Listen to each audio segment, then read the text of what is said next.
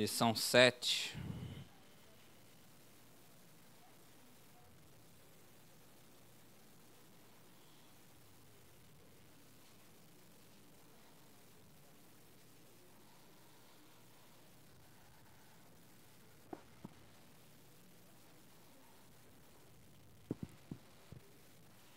Um assunto muito importante. É uma daqueles tipos de ações, né, características que a gente talvez pense que seja um pecadinho, né? Mas com Deus não tem muito isso não, né? A gente vai entender que murmuração, que é o assunto de hoje, é algo muito grave diante de Deus, que Ele realmente condena, né? Tanto no Antigo quanto no Novo Testamento. Vamos orar? Senhor Deus e Pai, venha agora a tua presença. Primeiramente, te pedir perdão pelos nossos pecados, te agradecer por mais uma semana, Senhor, que o Senhor nos guardou, nos protegeu, nos livrou do mal, nos trouxe até aqui para aprender mais da tua palavra. Pai, que não seja eu a falar, mas seja o Espírito Santo falando através da minha vida. Pai, que o Senhor possa estar nos permitindo, Pai, aprender mais de Ti, Pai, sair daqui, Pai, em nome de Jesus, num novo patamar, Pai, de fé, Pai, de entendimento com respeito, Pai, a este assunto. Pai, em nome de Jesus, Senhor, possa estar trazendo as vidas em segurança, Pai, nos dando um domingo abençoado na Tua presença, para a honra e glória do Teu santo e poderoso nome, Senhor. O Senhor venha, Pai, abençoando cada aula, Pai, não só aqui nos adultos, mas cada aula, Pai, que estará ministrada, Pai, nessa manhã, para a honra e glória do Teu santo nome. Nos permita, Pai, ó Deus, alcançar um novo patamar a cada dia na Tua presença, Pai, até, Pai, alcançarmos a Canaã celestial que nos está prometida, para a honra e glória do Teu santo e poderoso nome. É isso que oramos e Te agradecemos. Amém? Então, lição 7, o perigo da murmuração. O tema da revista desse trimestre é a carreira que nos está proposta. Então, a lição 7, ela traz aí um dos perigos aí que impactam e impedem que essa carreira seja completada, que é a murmuração. Diz assim no texto áureo: e não murmureis, como também alguns deles murmuraram e pereceram pelo destruidor. 1 Coríntios capítulo 10, versículo 10, a verdade prática diz: a prática da murmuração enfraquece a vida espiritual, acaba com a comunhão da igreja local e nos impede de desfrutar das promessas de Deus. Na leitura bíblica em classe, vamos na nossa Bíblia. Vamos ler primeiro Êxodo capítulo 16, versículo 1. Vamos ler até o versículo 10, para vermos a história completa sobre o momento que Deus manda o maná para os israelitas no deserto. Diz assim, Êxodo capítulo 16, versículo 1. Partiram de Elim, e toda a congregação dos filhos de Israel veio para o deserto de Sim, que está entre Elim e Sinai, aos 15 dias do segundo mês, depois que saíram da terra do Egito. Toda a congregação dos filhos de Israel murmurou contra Moisés e Arão no deserto. Disseram-lhe os filhos de Israel: quem nos dera tivéssemos morrido pela mão do Senhor na terra do Egito, quando estávamos sentados junto às panelas de carne e comíamos pão a fartar, pois nos trouxesse a esse deserto para matardes de fome toda essa multidão. Então disse o Senhor a Moisés: eis que vos farei chover do céu pão, e o povo sairá e colherá diariamente a porção para cada dia, para que eu ponha à prova se anda na minha lei ou não. Dar-se-á que, ao sexto dia, prepararão o que lhe colherem, e será o dobro do que colhem cada dia. Então disse Moisés e Arão a todos os filhos de Israel à tarde: sabereis que foi o Senhor que vos tirou da terra do Egito, e pela manhã vereis a glória do Senhor, porquanto ouviu as vossas murmurações. Pois quem somos nós para que murmureis contra nós? Prosseguiu Moisés: será isto quando o Senhor à tarde vos der carne para comer, e pela manhã pão que vos farte, porquanto o Senhor ouviu as vossas murmurações com que vos queixais contra ele. Pois quem somos nós? As vossas murmurações não são contra nós, e sim contra o Senhor. Disse Moisés a Arão: dize a toda a congregação dos filhos de Israel: chegai-vos à presença do Senhor, pois ouviu as vossas murmurações. Quando Arão falava a toda a congregação dos filhos de Israel, olharam para o deserto, e eis que a glória do Senhor apareceu na nuvem. Amém? Comentário aqui: 1 mês havia se passado desde a saída do Egito. Por conta do seu número, com rebanhos, pertences e presentes que receberam dos egípcios, a congregação não conseguia andar mais que 10 quilômetros por dia e precisava de intervalos para descanso. A palavra explicita que toda a congregação coletivamente murmurou, demonstrando falta de confiança nos líderes escolhidos por Deus, que realizou todas as maravilhas vividas no seu passado recente. Então, havia passado 1 mês que eles saíram do Egito. Pouco tempo, eles haviam observado toda a glória do Senhor, todo o poder de Deus, não só com respeito àquilo que ele fez contra os egípcios, com as pragas, mas também a própria abertura do Mar Vermelho. E mesmo assim, isso não impediu que toda a congregação dos filhos de Israel murmurassem contra Moisés e Arão, né? E aí a própria mensagem, né, a própria palavra vai explicar mais à frente. Moisés, com muita sabedoria, fala: não foi contra nós que vocês estão murmurando. Vocês estão murmurando contra o Deus que acabou de fazer isso tudo que vocês viveram no seu passado recente. Israel provava ao Senhor com reclamações ilógicas e sem fundamentos, porque escravos não comiam carne com muita frequência. Portanto, o povo estava fantasiando com respeito aos melhores momentos de sua vida no Egito. Mas Deus, sendo rico em misericórdia, sabedor que isto iria acontecer, fornece pão por meio de um milagre diário, prenunciando o dom de Jesus como pão da vida que desceu dos céus. Isso em algum nível até é muito comum, né? Das vezes, para aqueles que até se converteram já com uma certa idade, né, com uma certa vivência no mundo, por vezes o diabo vem enredando a mente, né, nos fazendo lembrar dos melhores momentos que a gente viveu no Egito, né, achando que aquele tempo muitas vezes era bom, né, quando que Deus ele diariamente nos permite viver, como ele permitiu aquele povo enviando o maná diariamente, que o bom está na presença dele, né? É bom estar na presença dele, porque os melhores momentos do Egito podem verdadeiramente nos levar para um engano tremendo na nossa mente e um resgate de algo que Deus nos libertou, né? Deus nos tirou do Egito para viver uma nova vida na presença dele. Então, o Egito nunca foi um lugar desejável por Deus para a nossa história. É só um aprendizado daquilo que precisamos olhar para trás e ver da onde Deus nos tirou e o que nos tornamos na presença dele hoje em dia. Amém? Mas, continuando aqui, o mais interessante é que Deus sempre prenuncia Jesus durante todo o Antigo Testamento, né? E aí o maná ele quer dizer justamente isso, né? É um prenúncio de Jesus como pão da vida, o pão que desceu dos céus para a salvação de toda a carne. Amém? Os olhos de fé do povo hebreu nunca estiveram abertos para ver e entender que os milagres, os cuidados e as provisões de Deus confirmavam a sua intenção de lembrá-los do seu poder, lembrá-los da sua vontade de salvá-los e de sustentar a Israel. Então, todas as vezes a gente está vivendo com Deus um momento que passamos a não mais valorizar as pequenas coisas, né?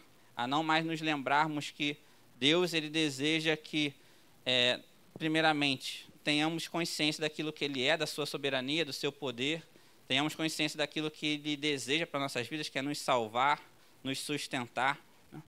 E aí passamos a valorizar coisas que são muito menores do que essa capacidade que Deus tem em nos permitir viver eternamente com Ele nos céus, irmãos. Então é algo que a gente precisa sempre estar muito constante na sua presença, no nosso entendimento, em autorreflexões quanto à nossa vida, em oração, né, em busca do Espírito Santo, para que essas coisas nunca escapem da nossa mente e a gente não passe a viver uma fantasia nos nossos pensamentos, porque os nossos pensamentos, eles, se nós permitirmos, eles vão para lugares que realmente não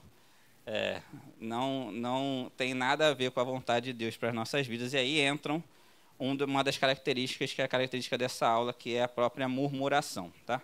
Agora vamos na segunda passagem, lá em 1 Coríntios, capítulo 10. Vamos ler também todo o trecho, desde o versículo 1, para entendermos o contexto ali da lembrança que Paulo faz à igreja de Corinto e como ele os alerta acerca também desse mesmo assunto. 1 Coríntios capítulo 10, versículo 1. Diz assim: Ora, irmãos, não quero que ignoreis que nossos pais estiveram todos sob a nuvem e todos passaram pelo mar, tendo sido todos batizados assim na nuvem como no mar, com respeito a Moisés. Todos eles comeram de um só manjar espiritual e beberam da mesma fonte espiritual, porque bebiam de uma pedra espiritual que os seguia, e a pedra era Cristo. Entretanto, Deus não se agradou da maioria deles, razão porque ficaram prostrados no deserto. Ora, estas coisas se tornaram exemplos para nós, a fim de que não cobicemos as coisas mais, como eles cobiçaram. Não vos façais, pois, idólatras, como alguns deles, porquanto está escrito: o povo assentou-se para comer e beber, e levantou-se para divertir-se. E não pratiquemos imoralidade, como alguns deles o fizeram e caíram num só 23.000.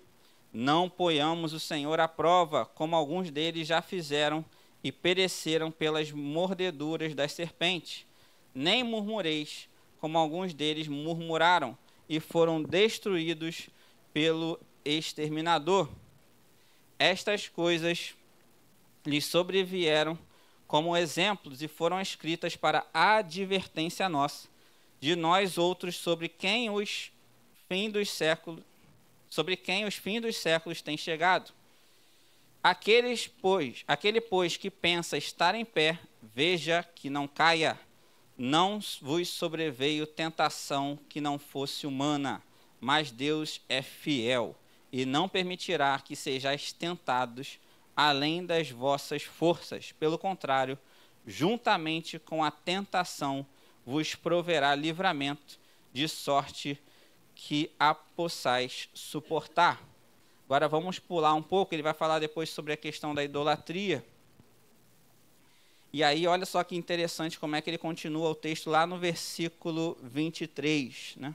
Às vezes pegamos esse texto, né, solto assim, mas precisamos também entender o seu contexto para garantir que completa o entendimento acerca dele. Versículo 23. Todas as coisas são lícitas, mas nem todas convêm. Todas são lícitas, mas nem todas edificam. Ninguém busque o seu próprio interesse, e sim o de outrem. Amém? Então a gente passa a entender que Paulo vem escrevendo ao povo de Corinto, é uma carta de exortação, a gente vai ler o seu contexto na sequência. Mas eles vêm falando sobre murmuração, ele vem falando sobre imoralidade, fala sobre idolatria. Né? E aí ele vem e traz que todas as coisas são lícitas, mas nem todas convêm. Tudo isso a gente tem certeza que são pecados contra Deus. Né? Murmuração, imoralidade no corpo e a idolatria. Então, quando o convém aqui, não é um convém de que nos é permitido. É um convém de que nós podemos fazer pelo livre-arbítrio que Deus nos concedeu. Mas, quer dizer, não que todas as coisas são lícitas, né? São lícitas pelo livre-arbítrio que Deus nos concedeu, mas não convém porque somos cristãos e escolhemos fazer a vontade de Deus, e a vontade de Deus está fora dessas coisas, né? Então, ele coloca no mesmo patamar murmuração, imoralidade e idolatria, para depois falar que, olha, vocês podem até fazer, como o povo estava fazendo, o povo de Corinto estava num momento muito difícil, que a gente já vai ler o contexto daqui a pouco.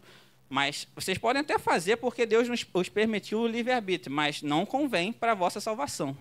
Vocês não vão conquistar aquilo que, na teoria, vocês estão crendo que vão conquistar, que no final das contas é a salvação da alma de vocês. E aí, na sequência, eles vão falar, ninguém busque o seu próprio interesse, e sim o de outrem, né?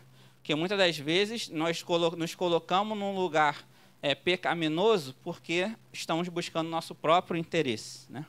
E quando Deus fala que a gente tem que primeiro valorizar o outro, né? Antes mesmo de nós mesmos, né? Aquele que quiser ser o primeiro, seja o último, né? Então, coloque sempre o seu irmão à sua frente, crendo que a humildade vai nos fazer permitir que a gente viva a vontade de Deus na nossa vida também, né? Uma característica importante para o cristão, a humildade. E olha o contexto dessa carta, irmãos, olha que interessante. A epístola de Paulo à igreja de Corinto, uma cidade greco-romana e um grande centro comercial e cultural, serve como uma forte exortação para os coríntios serem unânimes na fé e na doutrina. Paulo destaca que Cristo é a nossa salvação, algo que confunde a razão e a sabedoria humana. Ele aborda a fé cristã e a liberdade da lei, criticando as divisões causadas por líderes que promoviam doutrinas conflitantes, como questões sobre circuncisão, matrimônio e consumo de alimentos oferecidos a ídolos. Então, aquela igreja está vivendo tudo isso, né? Todas essas dificuldades com respeito a valorizar a razão e a sabedoria humana, porque era muito... É uma cidade grega, né? Então tinha toda aquela cultura grega ali muito presente, todas as sabedorias e as razões pelos quais os filósofos gregos colocaram antes de Cristo. E ele vem falando que, no final das contas, Jesus é a nossa salvação, Jesus é a nossa justiça, Jesus é a nossa redenção.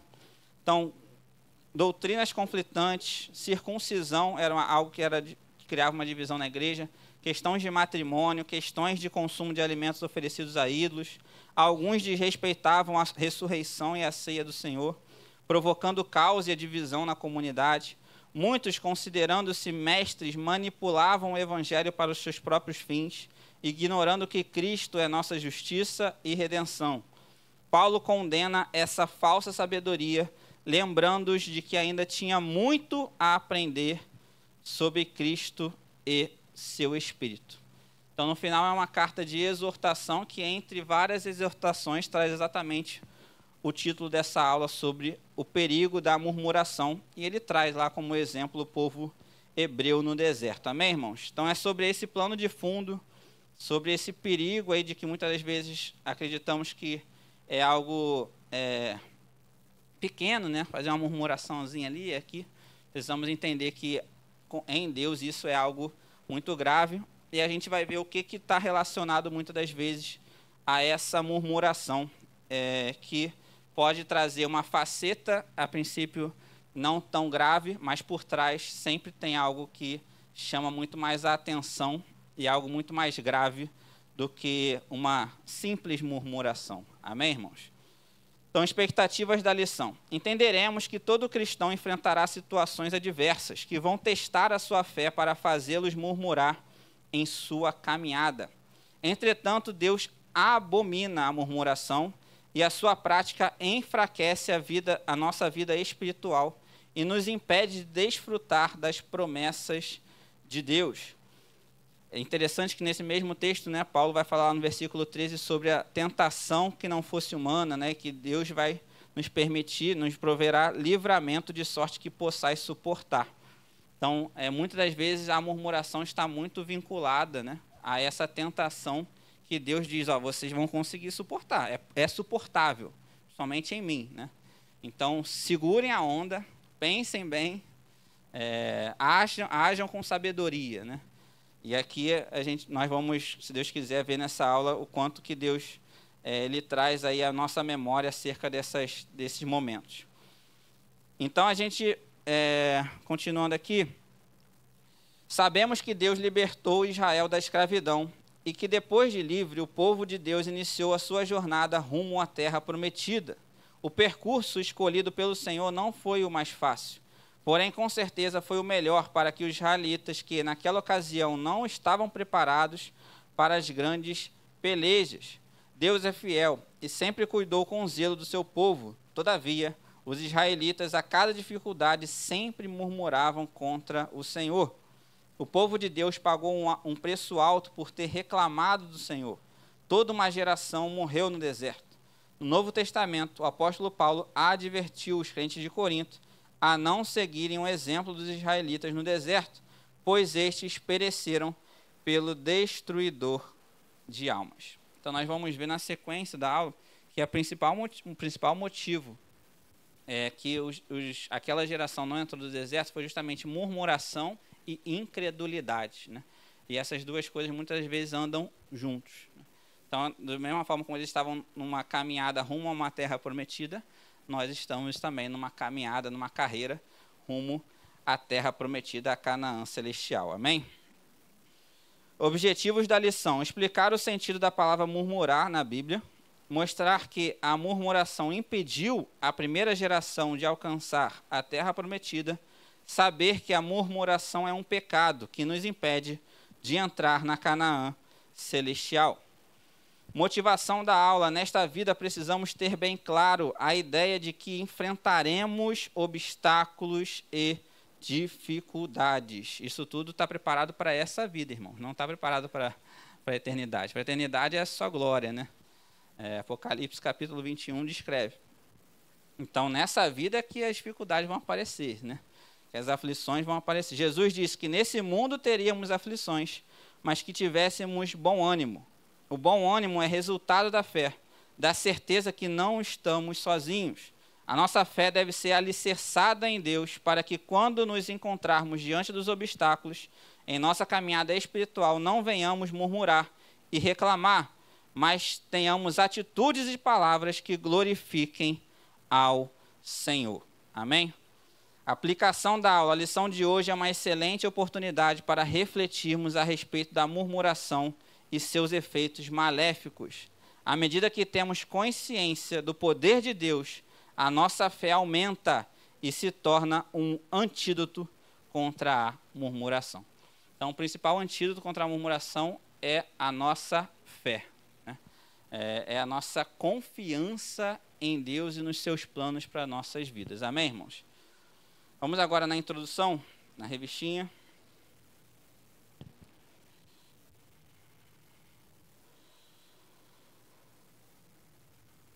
É verdade que há ações maléficas que vêm direto do inimigo, mas também é verdade que há as que são produzidas dentro de nós como obras da carne. Uma delas é o pecado da murmuração. Esse pecado é tão perigoso em nossa jornada que pode nos levar à queda. Ele não acontece instantaneamente, pois geralmente sucede à incredulidade. Sim, incredulidade e murmuração andam juntas. Por isso, nesta lição, estudaremos os perigos da murmuração à luz da recomendação do apóstolo: fazei todas as coisas sem murmurações. Vamos lá em Filipenses capítulo 2, do versículo 12 ao 16.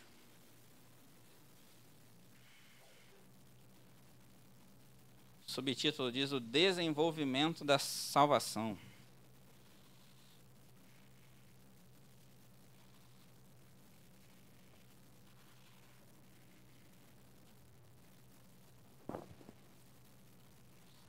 Diz assim: assim, pois, amados meus, como sempre obedecestes, não só na minha presença, porém muito mais agora na minha ausência, desenvolvei a vossa salvação com temor e tremor, porque Deus é quem efetua em vós tanto o querer como o realizar, segundo a sua boa vontade. Fazei tudo sem murmurações nem contendas, para que vos torneis irrepreensíveis e sinceros, filhos de Deus inculpáveis no meio de uma geração pervertida e corrupta, no qual resplandeceis como luzeiros no mundo, preservando a palavra da vida, para que no dia de Cristo eu me glorie, de que não corri em vão, nem me esforcei inutilmente. Então, começamos a entender o perigo disso, né? Por isso que o título é o perigo da murmuração, né? Porque toda vez que traz a palavra murmuração na Bíblia, é num contexto de perca de salvação, perca de alcançar a terra prometida.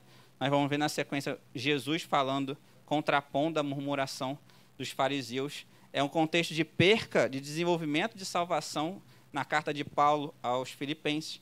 Então, o perigo disso daqui é algo gigantesco, irmãos. Então, por isso que a gente precisamos ter consciência daquilo que é esse pecado, essa obra da carne. Vamos voltar para a revista? A murmuração na Bíblia. O que é murmurar? As principais palavras para murmuração na Bíblia são as seguintes. Do hebraico, o verbo lim, resmungar, reclamar e murmurar, e o substantivo egaiou, meditação, música solene, pensamento, conspiração. Do grego, o verbo goguzo, murmurar, resmungar, queixar-se, dizer algo contra em um tom baixo, dos que confabulam secretamente. De acordo com essas palavras, o murmurador tem o espírito dominado pelo descontentamento, desacordo, ira, queixas e oposição. Nem Deus escapa dele, pois basta lembrar do que foi feito contra Moisés e Arão. Então, a murmuração vem muito sobre esse espírito de descontentamento, de desacordo com algo. Eu não acredito que assim era a melhor forma. Eu não concordo com isso. A pessoa é muito discordante, né? E aí a murmuração vem na sequência, né? Então, a ira, as queixas, a oposição, o achismo de que é tudo contra ele, né? Por quê? Né? Então, os porquês de uma forma muito questionadora. Então, ser questionador, ter muita contraposição, né? Oposição sobre decisões é algo que permeia a vida do murmurador, né? Permeia sobre essa característica que, em nome de Jesus, vai sair das nossas vidas de uma vez por todas nessa manhã. Amém, irmãos?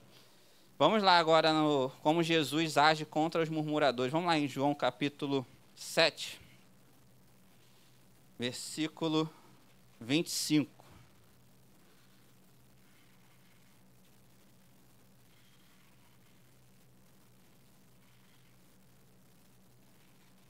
Olha que interessante, né?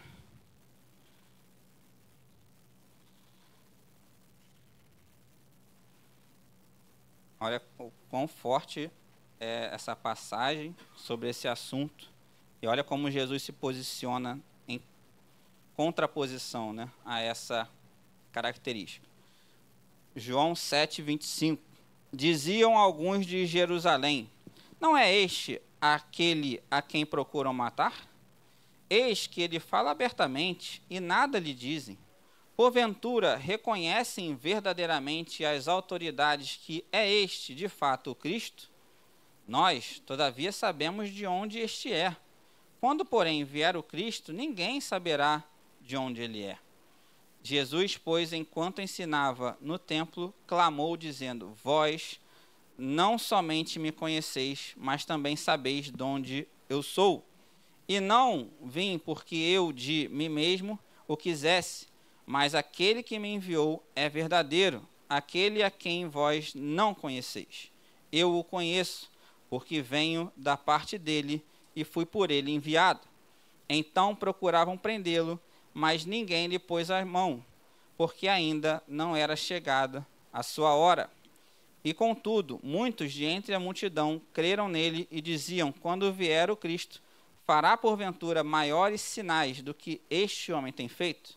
Os fariseus, ouvindo a multidão murmurar contra murmurar estas coisas a respeito dele, juntamente com os principais sacerdotes, enviaram guardas para o prenderem.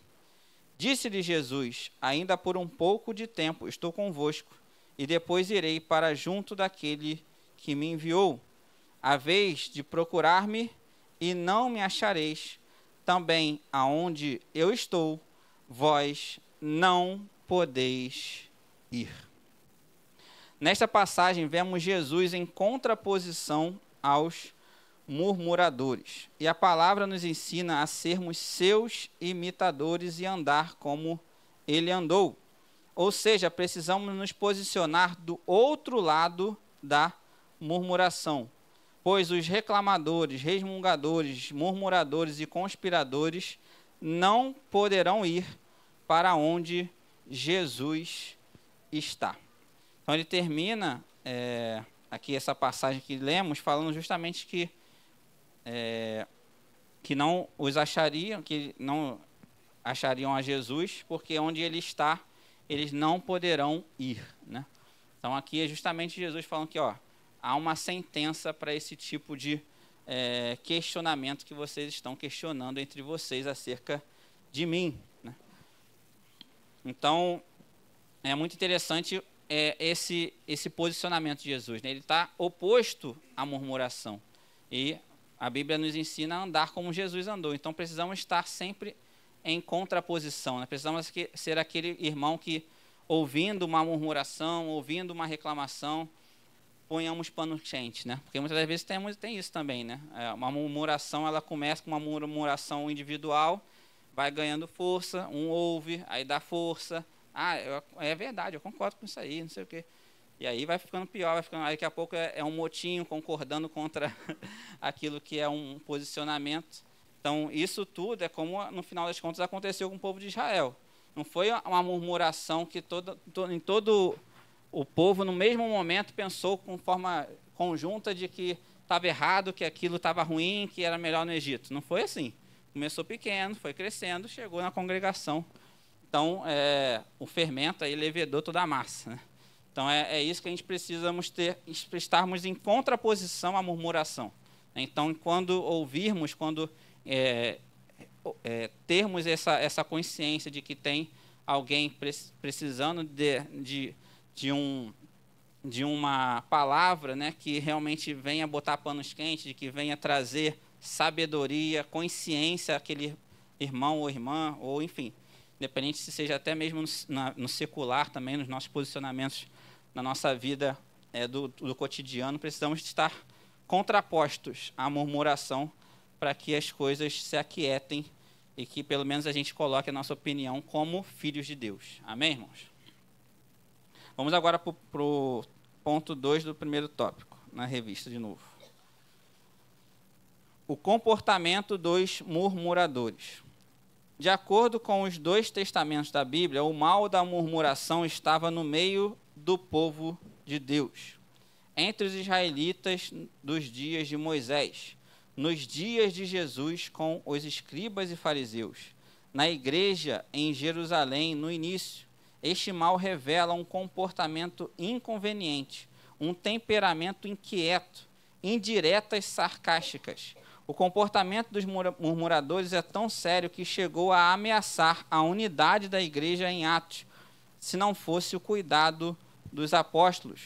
Por isso, precisamos ter toda a cautela com esse comportamento, pois o pecado da murmuração, além de enfraquecer a nossa vida espiritual, também altera negativamente a nossa saúde emocional e física. Vamos lá em Atos capítulo 6. Uma história também bastante conhecida, né? Amém? Fora o céu fechado, né? Porque Jesus fala, né, que a oração não vai passar do teto, né? Não vai chegar a Deus, né?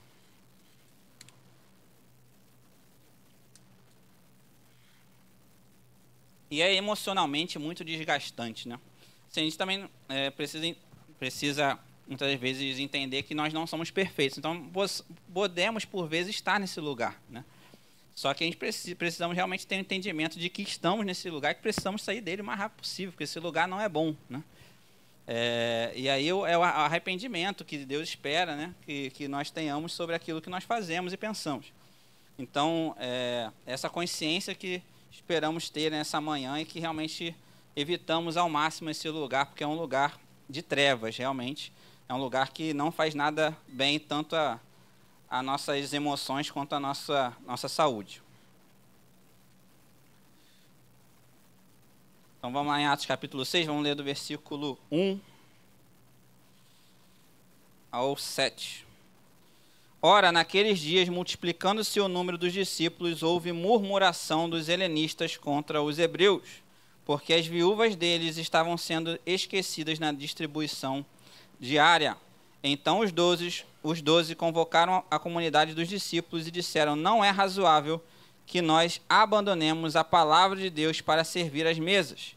Mas, irmãos, escolhei dentre vós 7 homens de boa reputação, cheios do espírito de sabedoria, aos quais encarregaremos desse serviço. E quanto a nós, nos consagraremos à oração e ao ministério da palavra. O parecer agradou a toda a comunidade, e elegeram Estevão, homem cheio de fé e do Espírito Santo, Filipe, Prócoro, Nicamor, Timão, Pármenas e Nicolau, prosélito de Antioquia. Apresentaram-nos perante os apóstolos, e estes, orando, lhes impuseram as mãos.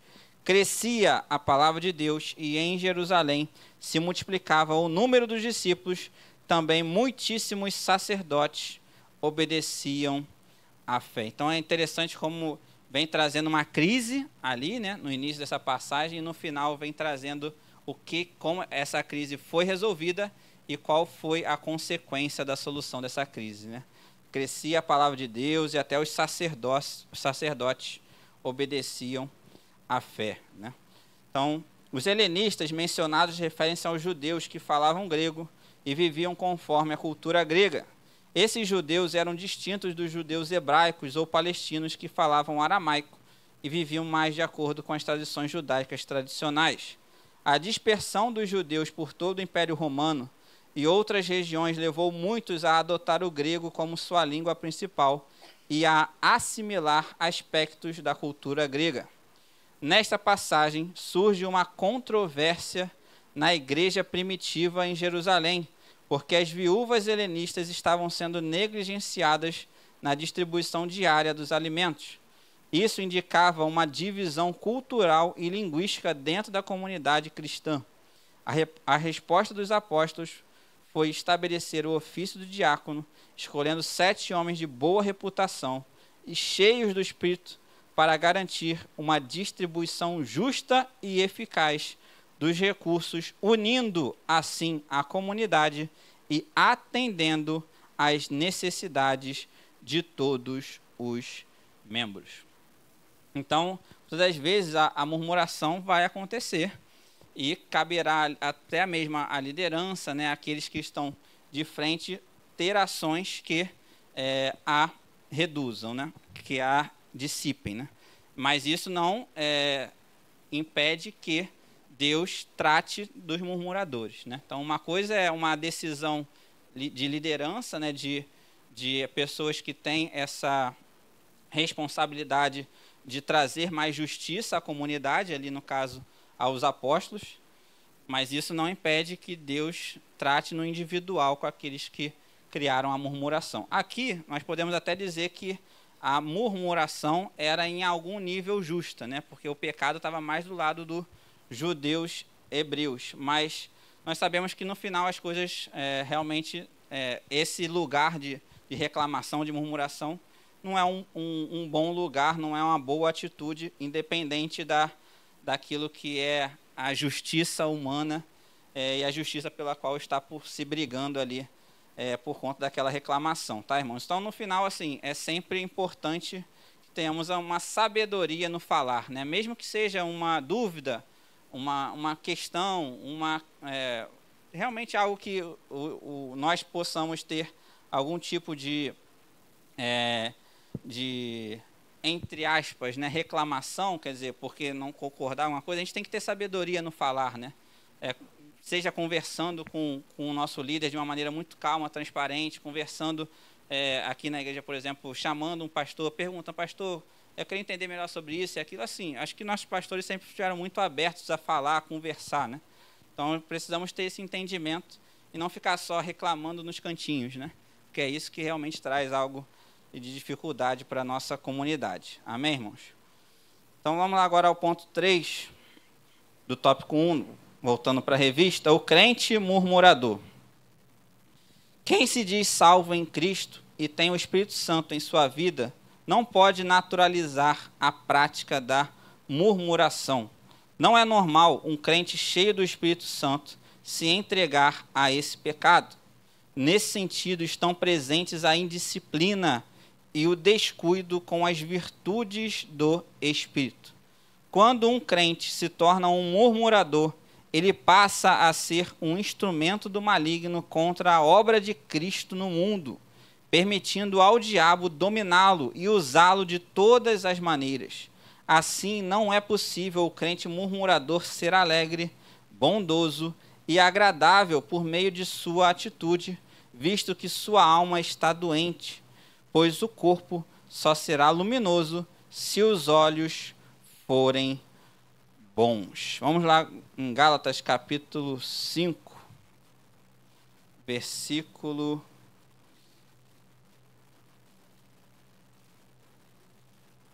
Vamos ler desde o 13.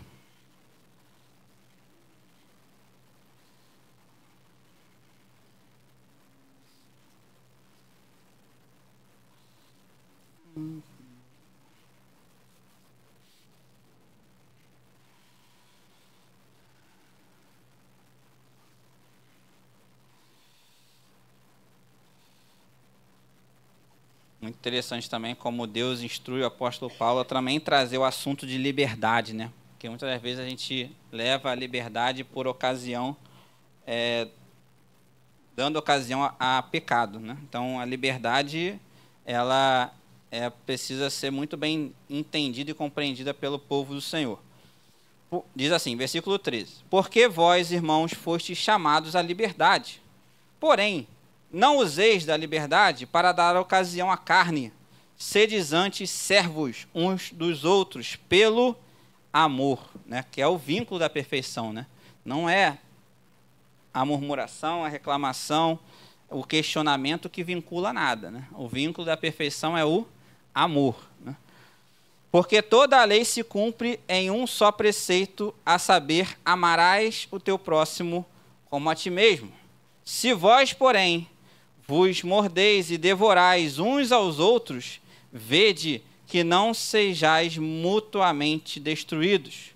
Digo, porém, andai no Espírito e jamais satisfareis a consciência da carne, porque a carne milita contra o Espírito e o Espírito contra a carne, porque são opostos entre si, para que não façais o que porventura seja do vosso querer. Mas, se sois guiados pelo Espírito, não estais sob a lei.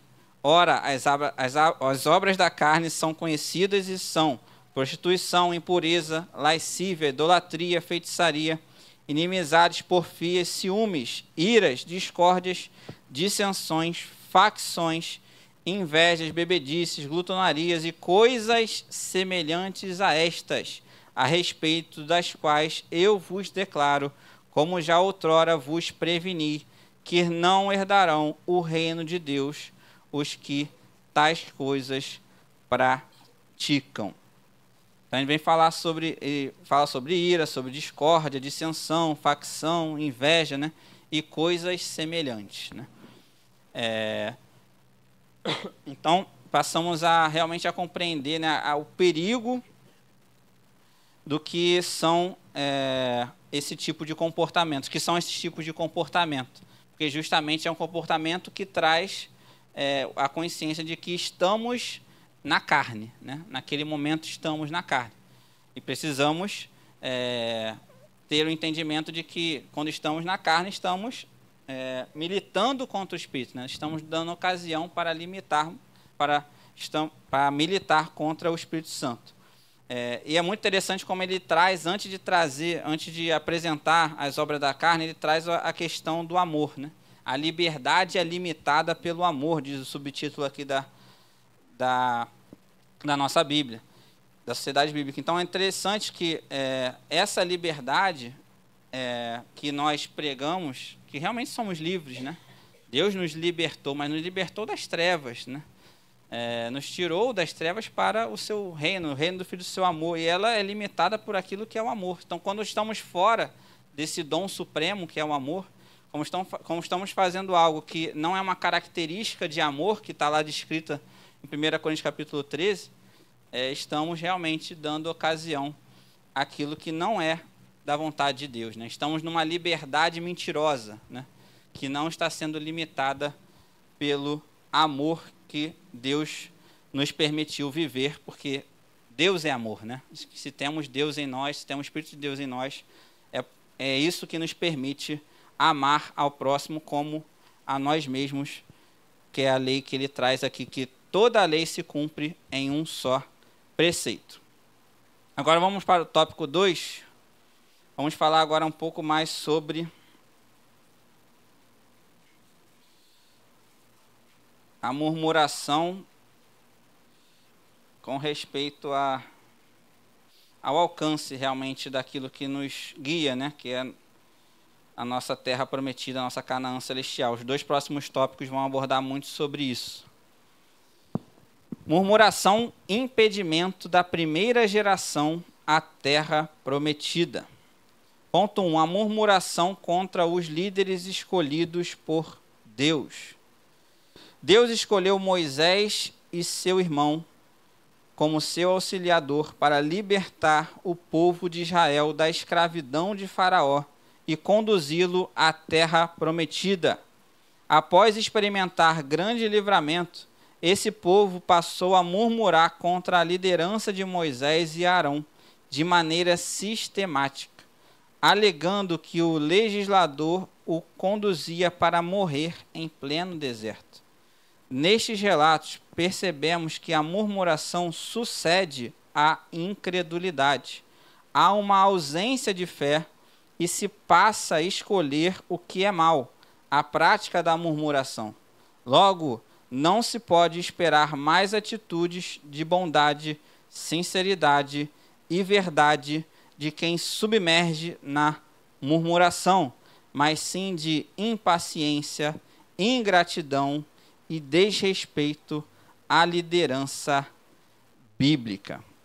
Lá em Hebreus, carta aos Hebreus, versículo 13. Capítulo 13, versículo 15. Carta aos Hebreus, capítulo 13, versículo 15 até o 17.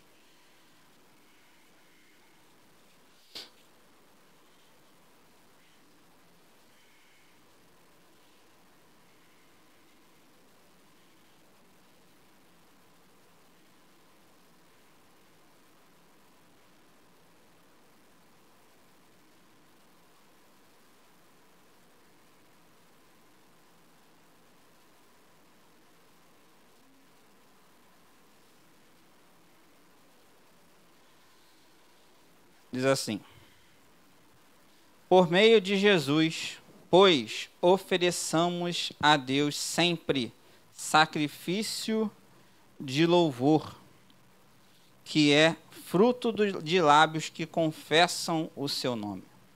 Não negligencieis igualmente a prática do bem e a mútua cooperação, pois com tais sacrifícios Deus se compraz.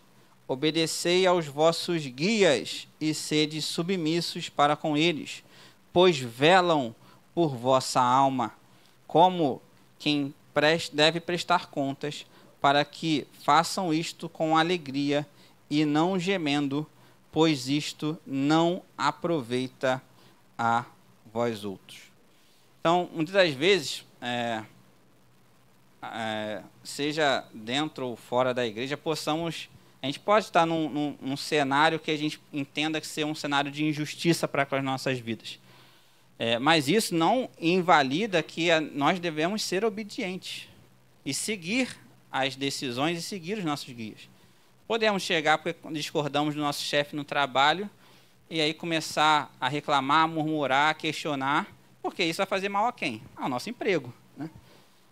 Muitas das vezes Deus está nos testando para que possamos alcançar aquilo que é a sua vontade ali na frente. Então, até mesmo isso a gente precisamos ter a consciência daquilo dos momentos de provação, dos momentos de tentação, para que ali na frente conquistemos aquilo que Deus está guardado para nossas vidas. E precisamos ter a confiança de que Deus está guardando o melhor para as nossas vidas e para o nosso futuro.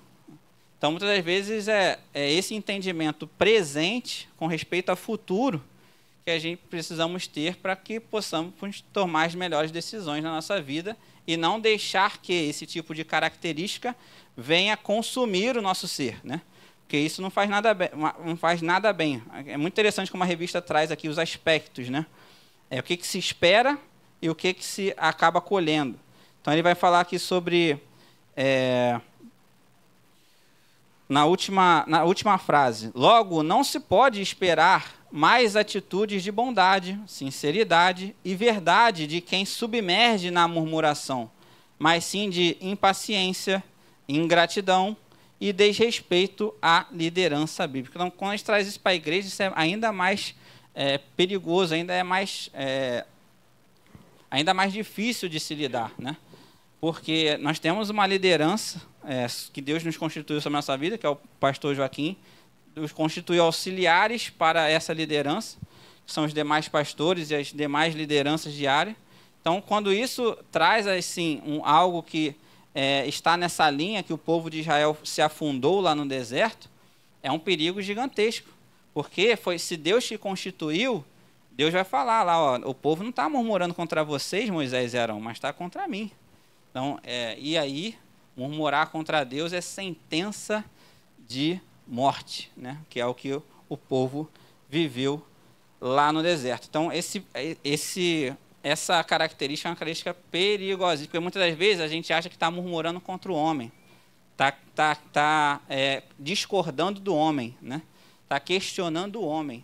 E quando Deus está ali por trás, e o questionamento não está indo no homem, mas está indo a Deus. Amém, irmãos?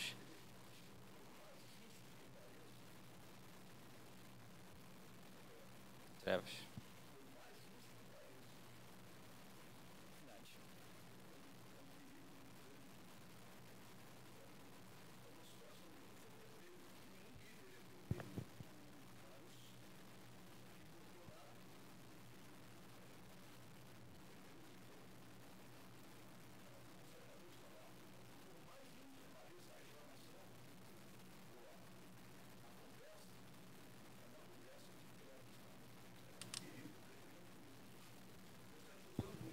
Amém. Glória a Deus. Então vamos lá ao ponto 2, mas é exatamente o que o pastor falou mesmo. Não foi ele que se chamou, né? Deus o chamou, né? Afinal, é isso, um pouco do que até ouvimos ali o pastor Anderson falar, né? Pregar no domingo passado. Ponto 2 do tópico 2. A murmuração contra Deus. O Senhor Deus respondeu às murmurações do povo, dizendo que faria cair pão dos céus. Entretanto, o Senhor deixou claro que contemplou as suas murmurações, mas tratou o povo com piedade e compaixão. Ora, o Senhor Deus contempla todas as nossas ações, sabe do que precisamos e necessitamos. Por isso, diante de uma circunstância difícil, é muito melhor nos dirigirmos a Ele de maneira humilde, graciosa e amorosa do que nos achegarmos a Ele com ingratidão, queixas e murmurações. Lá, Hebreus capítulo 4, versículo 16 diz: acheguemos, portanto, confiadamente junto ao trono da graça, a fim de recebermos misericórdia e acharmos graça para socorro em ocasião oportuna. O trono da graça, né? O que é o trono da graça? O lugar onde era oferecido o sacrifício no dia da expiação. Na cruz, Cristo ofereceu o sacrifício final. Assim, quando colocamos nossa confiança nele, podemos ir a Deus esperando misericórdia, cura e vida. Quem está precisando de misericórdia, cura e vida nessa manhã, levante a mão e glorifique a Deus. E nos movendo e impelindo a esperar no Senhor de coração com fé, o bem em seu tempo em eternidade. Isso aqui é muito interessante, né? Porque o bem de Deus, ele vem no seu tempo e na eternidade, né? Então, Deus, quando ele traz a nossas vidas aquilo que são os seus planos, os seus sonhos, são planos eternos, né? Então, às vezes, o homem, ele troca essa eternidade por coisas dessa terra, né? Por coisas passageiras desse mundo. Quando Deus traz realmente, ele traz o seu bem às nossas vidas, a sua bênção nos alcança, com vistas à eternidade, irmãos. Amém.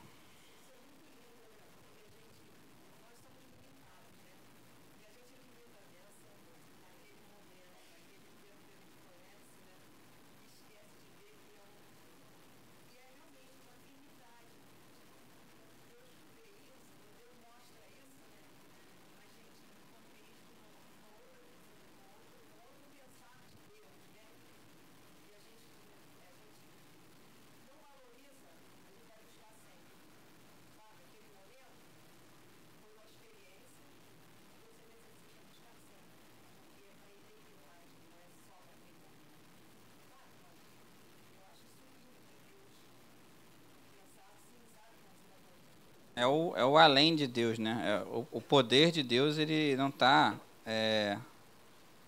está medido pelo tempo, né? Deus é atemporal, né? Deus não está na nossa escala de tempo, né? Então, muitas vezes nós limitamos Deus para aquilo que nós entendemos, né? Que é a corrida do tempo, né? Que é o espaço, né? Que é sobre aquilo que tocamos, né? E Deus, ele não está nessa esfera, irmão. Deus está numa outra esfera, né? Vamos lá. O pastor trouxe aí 2 Coríntios.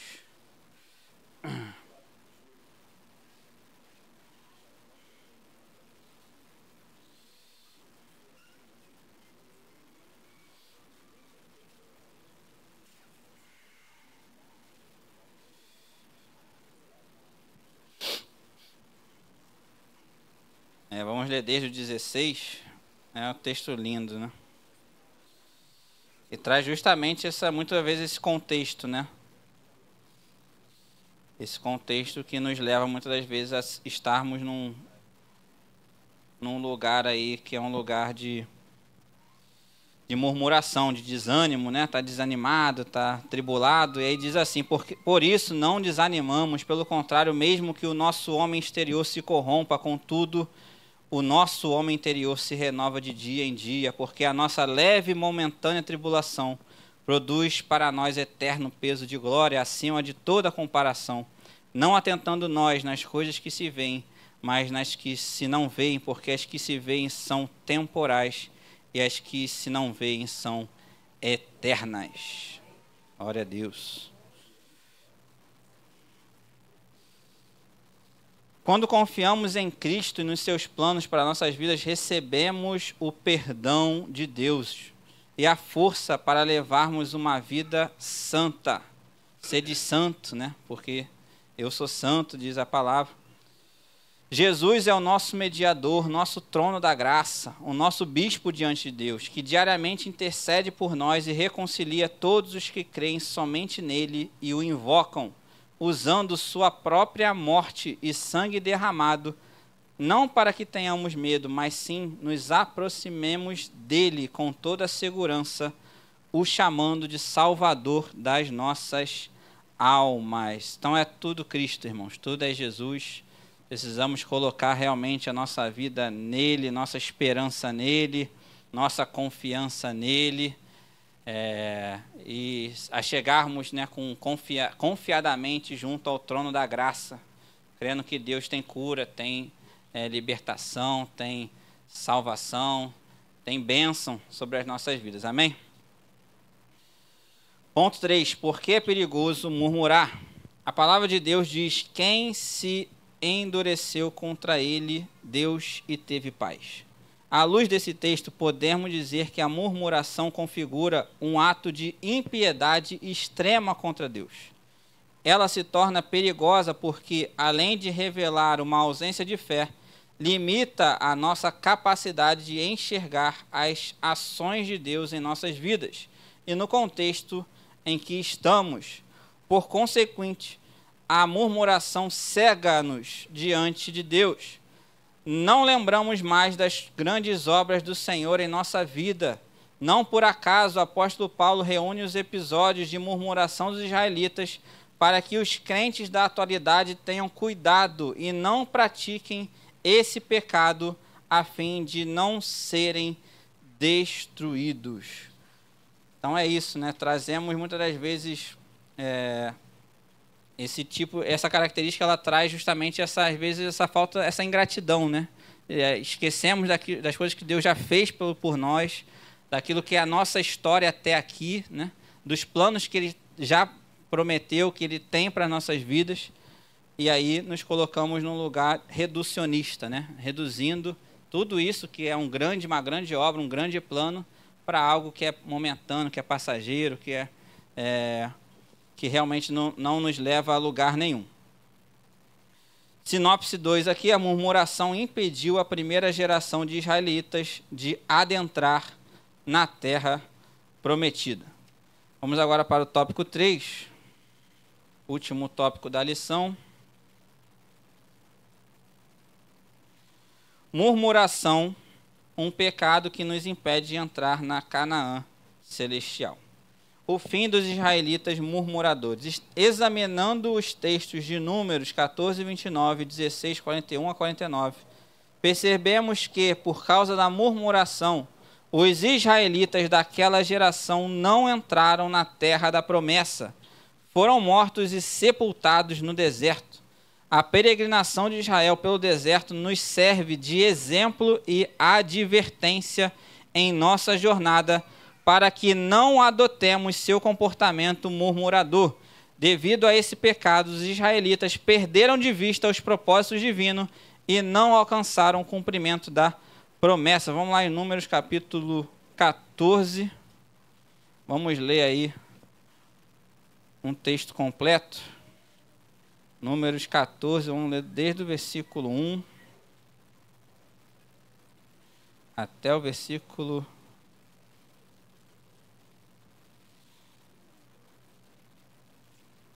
38. Boa leitura aí para entendermos a história completa, né?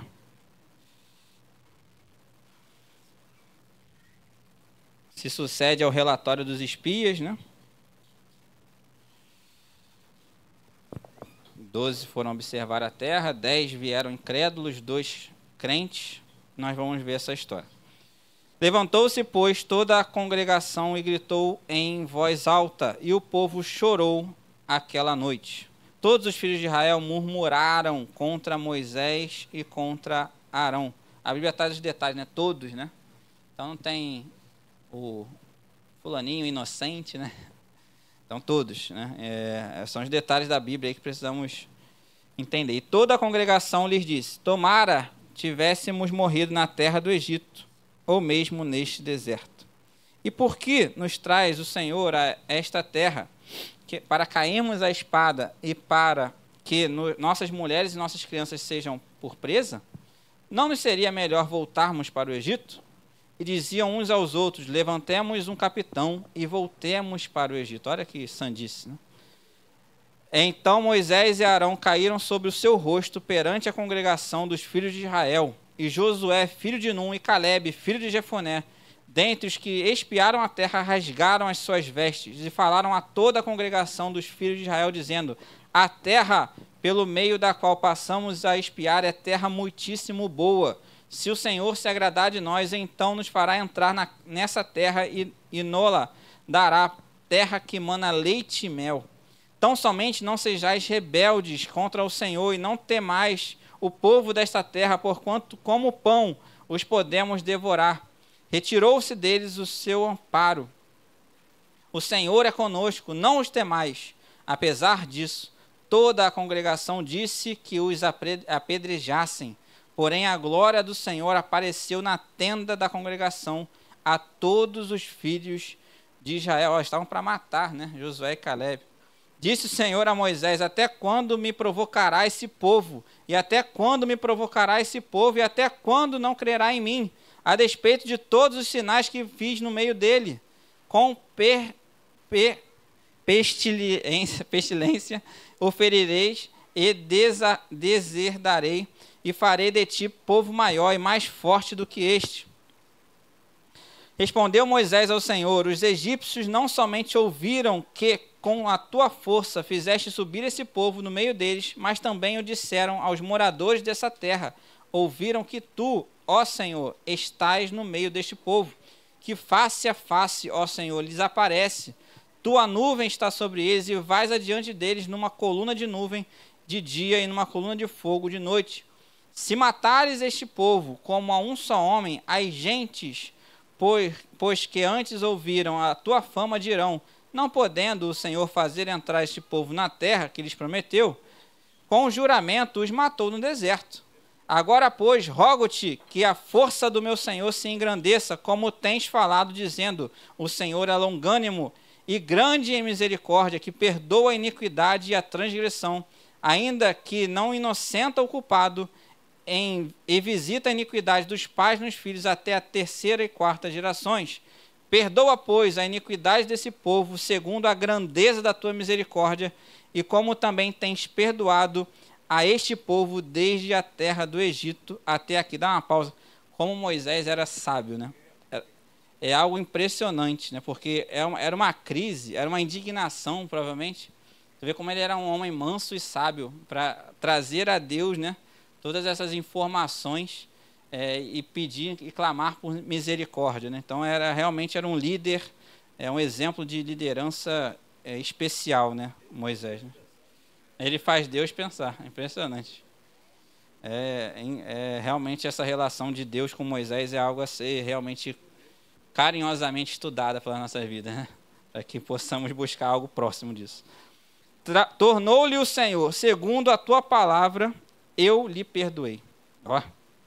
Porém, tão certo como eu vivo e como toda a terra se encherá da glória do Senhor, nenhum dos homens que, tendo visto a minha glória e os prodígios que fiz no Egito e no deserto, todavia me puseram à prova já 10 vezes e não obedeceram a minha voz, nenhum deles verá a terra que com juramento prometi a seus pais. Sim, nenhum daqueles que me desprezaram a verá.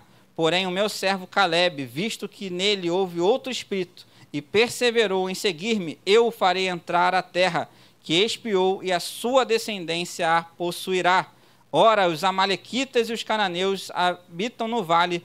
Mudai amanhã de rumo e caminhai para o deserto pelo caminho do Mar Vermelho. Depois disse o Senhor a Moisés e a Arão: até quando sofrereis esta má congregação que murmura contra mim? Tenho ouvido as murmurações que os filhos de Israel proferem contra mim. Dize-lhe: por minha vida, diz o Senhor, que como falaste aos meus ouvidos, assim farei a vós. O Deus promete por si mesmo. Olha que gravidade. Nesse deserto cairá o vosso cadáver, como também todos os que de vós foram contados segundo o censo, de 20 anos para cima. Os que dentre vós contra mim murmurastes, não entrareis na terra a respeito da qual jurei que vos faria habitar nela, salvo Calebe, filho de Jefoné, e Josué, filho de Num. Mas os vossos filhos, que dizeis por presa serão, farei entrar nela, e eles conhecerão a terra que vós desprezastes. Porém, quanto a vós outro, o vosso cadáver cairá nesse deserto. Vossos filhos serão pastores neste deserto 40 anos e levarão sobre si as vossas infidelidades, até que o vosso cadáver se consuma neste deserto, segundo o número dos dias em que espiastes a terra, 40 dias, cada dia representando 1 ano, levarei sobre vós as vossas iniquidades, 40 anos e tereis experiência do meu desagrado. Eu, o Senhor, falei, assim farei toda esta má congregação que se levantou contra mim neste deserto se consumirão e aí falecerão. Os homens que Moisés mandara a espiar a terra e voltando fizeram murmurar toda a congregação contra ele, infamando a terra. Esses mesmos homens que infamaram a terra, que morreram de praga perante o Senhor. Mas Josué, filho de Num, e Calebe, filho de Jefoné, que eram dos homens que foram espiar a terra, sobreviveram. Então, realmente traz aqui o maior exemplo, né, entre todos os exemplos bíblicos dessa questão da murmuração. No final, morreram no deserto, né? O que era melhor, o que era mais digno, né? Se eles tinham medo de enfrentar o povo que estava na Terra Prometida, muito mais digno seria morrer lutando, né? Mas não, eles preferiram murmurar contra Deus, crer naquilo que Deus tinha feito por eles, porque ali, irmãos, aqui são poucos meses, tá? Quando Deus traz os 40 anos após isso aqui, né? Após essa atitude. Então, ali alguns dias, meses haviam se passado de tudo aquilo que o povo viveu desde a saída do Egito, né? E aí tomam uma atitude insubmissa, incrédula, né? Realmente trazendo aí essa grande sentença que nós lemos de Deus a todo o povo acima de 20 anos. A dúvida de 10 dos 12 espias envenena todo o arraial, pondo fim à paciência de Deus com aquela geração. O principal pecado, como orientado pelo primeiro mandamento, é a falta de fé em quem Deus é e naquilo que Ele tem feito. Então, precisamos, de uma vez por todas, entender, né, o que Deus é, né? Realmente, esse entendimento, muitas vezes, escapa, a gente perde o tino, né? Perde a compreensão daquilo que Deus é, irmãos. Deus é tudo, Deus é grandioso, Ele é o alfa, o ômega, o princípio e o fim, Ele é antes de todas as coisas foram feitas por intermédio dEle, para Ele, por Ele. Ele é dono de tudo, Ele é todo poderoso, Ele é o Criador dos céus e da terra. Deus é Deus, irmãos. Então, esse entendimento do Deus que nós servimos é algo que precisa permear a nossa vida, nosso ser, 24 horas das nossas vidas. E mesmo quando duvidamos e falhamos, a palavra de Deus permanece a melhor. O interessante é que as nações que habitavam na terra prometida já conheciam o nome de Deus, pois seu poder e majestade os precedeu. Então, olha que interessante, os egípcios foram derrotados e eles avisaram Moisés vai falar sobre isso, né, no versículo lá, que nós lemos, que os egípcios mandaram informantes para aqueles que estavam na terra prometida, dizendo, olha, vem um povo aí para tomar a terra que ele é imbatível, tá? Tem um Deus aí que é todo poderoso, acabou com todos os nossos deuses aqui e vocês não vão conseguir resistir. Então, o povo que estava para recepcionar os israelitas em guerra já estava descrente, né? Só que o povo de Israel, o povo estava descrente da sua vitória e o povo de Israel estava descrente do seu Deus, né? Então, olha a gravidade, olha a contraposição aí. Moisés, com sabedoria, argumenta que se Deus destruísse os israelitas por causa da rebeldia deles, o seu santo nome seria difamado, clamando por misericórdia. Assim, Deus não trouxe destruição sobre todo Israel, em vista da desobediência deles, mas separou Josué e Calebe entre os maiores de 20 anos e preparou por 40 anos uma nova geração para herdar a promessa da terra, né? Então, que sejamos a geração, né, do arrebatamento, de fato, né? Então, para que sejamos essa geração, nós precisamos realmente passar a agir como a geração que antecede o arrebatamento, né? E essa geração que antecede o arrebatamento, quando Deus fala dela, é uma geração que vai viver, né, um avivamento, que vai levar a palavra de Deus àqueles que ainda não ouviram, né? Então, realmente precisamos ter esse compromisso, né, de sermos o crente fiel, né, que acredita na Canaã celestial, que acredita nas promessas de Deus, que acredita na nossa salvação e que vai herdar a terra em nossa geração, né? Eu não quero ver a morte, não, irmãos. Eu quero ser arrebatado em nome de Jesus. Então, que sejamos esse povo em nome de Jesus. As coisas estão muito próximas, né? A gente começa a observar aí o que está acontecendo nos nossos dias, né? Então, realmente está muito próximo, né? Então, coisas grandes estão por vir aí nos próximos dias, meses, anos. Precisamos estar alertas aí com respeito ao que Deus está prestes a fazer, né?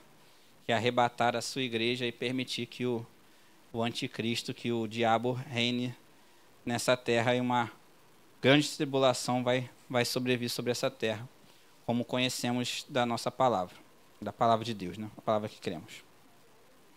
Ponto 3, do tópico 3, último ponto. Não, perdão, ponto 2, né? O destino dos murmuradores.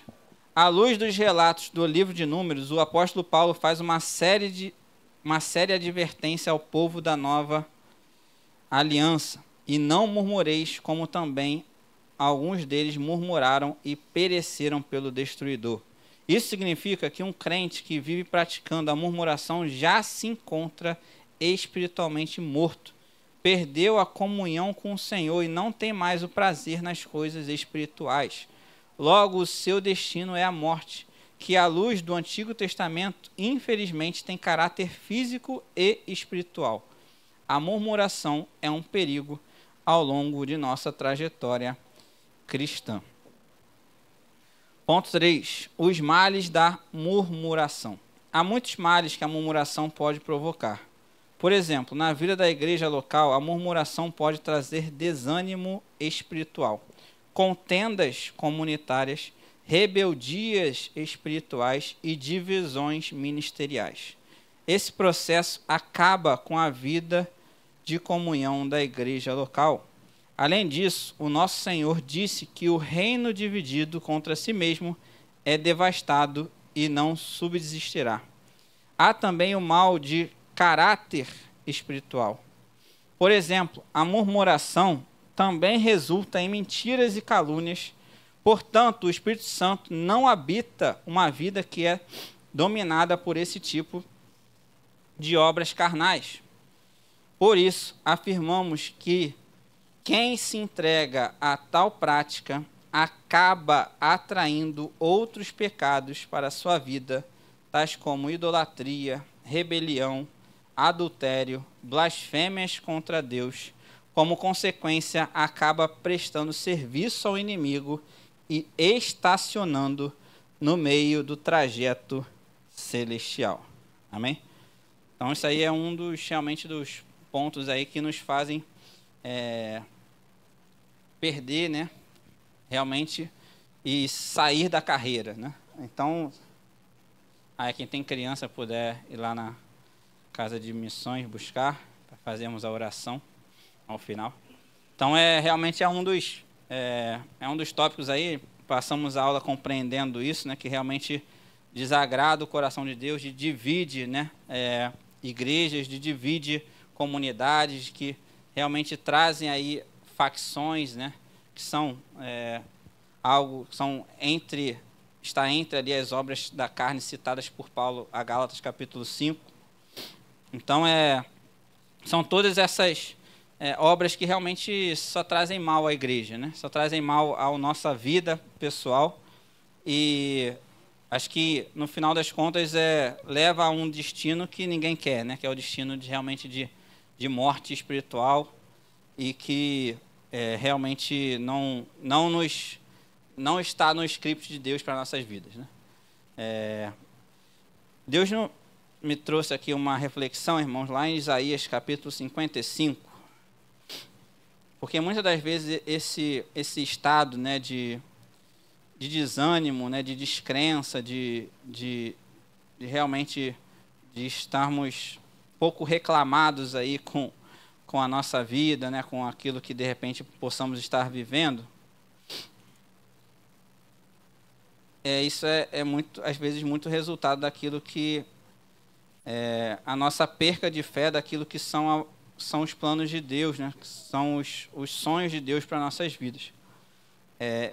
Entre todos os sonhos e planos de Deus, o maior de todos é salvar nossa alma, né?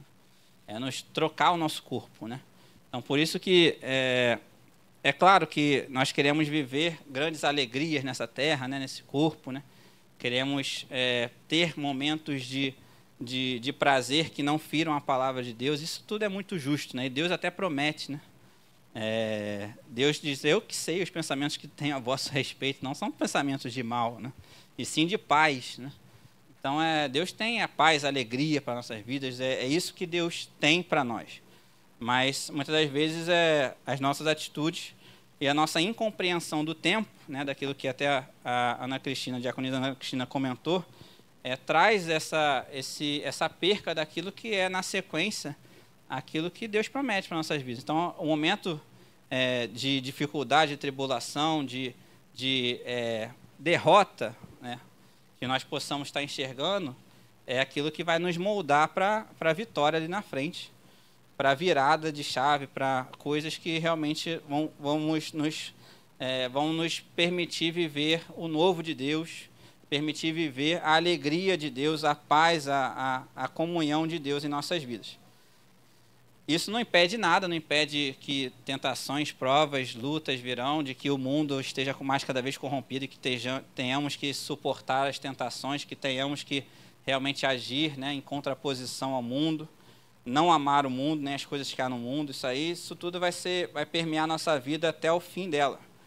Mas a satisfação com aquilo que Deus é e aquilo que Deus tem para nossas vidas é algo que nos afasta muitas das vezes desse lugar de trevas. E aí, em Isaías capítulo 55, muitas das vezes nós pegamos um texto bíblico, né, de maneira isolada, e aí trazemos uma compreensão diferente daquilo que é o seu contexto, né? Então, muitas das vezes, quando nós lemos ali o versículo 8, né, porque os meus pensamentos não são os vossos pensamentos, nem os vossos caminhos os meus caminhos, parece que muitas das vezes Deus está nos escondendo alguma coisa, né? Assim, eu estou vivendo alguma coisa que Deus não se agrada, que não é só que a vontade de Deus é outra, e eu talvez não saiba qual é a vontade de Deus, e aí isso traz uma dúvida para nossas mentes. Só que quando Deus fala sobre isso, esse versículo, ele traz anteriormente, no seu contexto, algo que é algo chamado relacionamento e intimidade com Deus. Então, quando ele fala sobre os meus caminhos, os meus planos, os meus sonhos, não é que ele quer ocultá-los nas nossas vidas.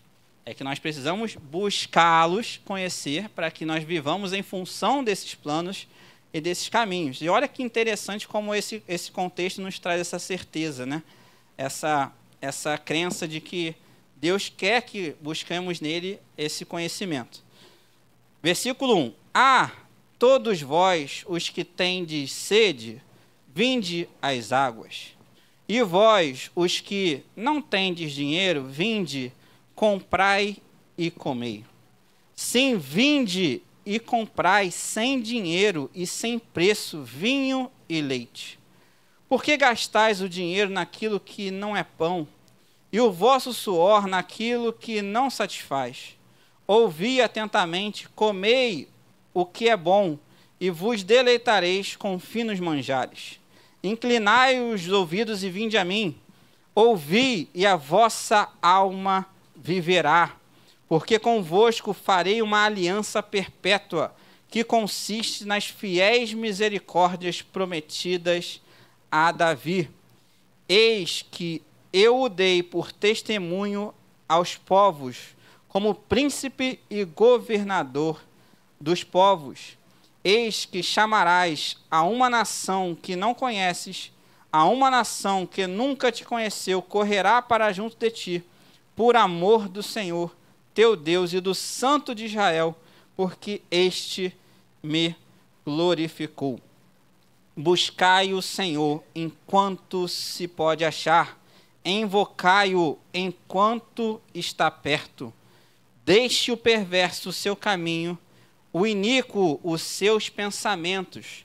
converta-se ao Senhor, que se compadecerá dele, e volte-se para o nosso Deus, porque é rico em perdoar. Porque os meus pensamentos não são os vossos pensamentos, nem os vossos caminhos, os meus caminhos, diz o Senhor, porque assim como os céus são mais altos do que a terra, assim são os meus caminhos mais altos do que os vossos caminhos, e os meus pensamentos mais altos do que os vossos pensamentos. Porque assim como descem a chuva e a neve dos céus, e para lá não tornam, sem que primeiro reguem a terra, e a fecundem, e a façam brotar, para dar semente ao semeador e pão ao que come, assim será a palavra que sair da minha boca. Não voltará para mim vazia, mas fará o que me apraz, e prosperará naquilo para que a designei. Saireis com alegria e em paz sereis guiados. Os montes e os outeiros romperão em cânticos diante de vós, e todas as árvores do campo baterão palmas. Em lugar do espinheiro crescerá o cipestre, em lugar da sarça crescerá a murta. E será isto glória para o Senhor e memorial eterno que jamais será extinto. Glória a Deus, não? Então, busquemos, né, em Deus. Busquemos em Deus os seus planos, os seus caminhos, os seus projetos para a nossa vida, os seus sonhos. Busquemos em Deus a água, o pão, né, o alimento da nossa alma, porque no final é para a glória de Deus, irmão. Nossa vida foi chamada para a glória de Deus, amém? E que assim seja, para a honra e glória do teu santo e poderoso nome, Senhor. Conclusão, nesta lição vimos o quanto a prática da murmuração é perigosa e destruidora, tanto para a vida espiritual, quanto para a vida comunitária na igreja local, ao longo da nossa jornada cristã. Não devemos, pois, ignorar a advertência da palavra de Deus quanto ao pecado da murmuração. Ora, a vontade de Deus é a de que participemos de suas promessas. Portanto, evitemos o mal da murmuração em nossas casas, igrejas e em qualquer lugar que nos relacionemos com o próximo. Amém? Glória a Deus, irmãos. Pastor Joaquim.